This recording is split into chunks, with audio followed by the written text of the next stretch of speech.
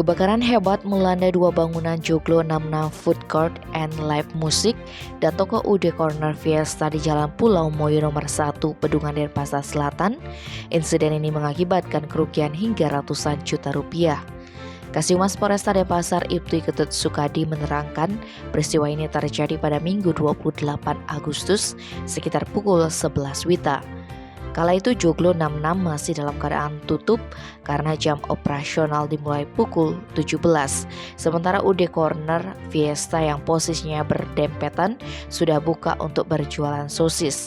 Awal kejadian diketahui saat warga sekitarnya melihat asap tebal membumbung tinggi dari tempat kejadian perkara disusul bau tak sedap.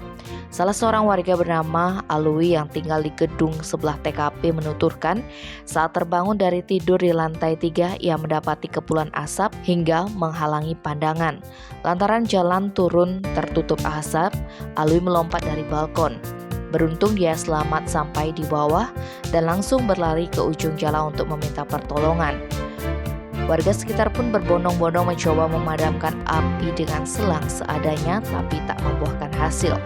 Tak berselang lama 10 unit mobil pemadam kebakaran dari BPBD Kota Denpasar tiba di TKP. Akhirnya api dapat dipadamkan sekitar pukul 13.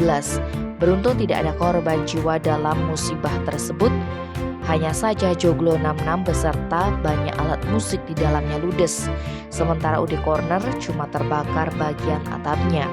Kejadian tersebut mengakibatkan kedua pemilik bangunan mengalami kerugian mencapai 800 juta rupiah.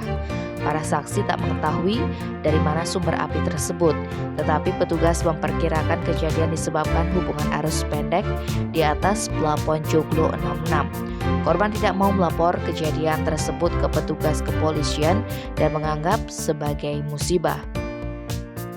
Tim Bali Express melaporkan.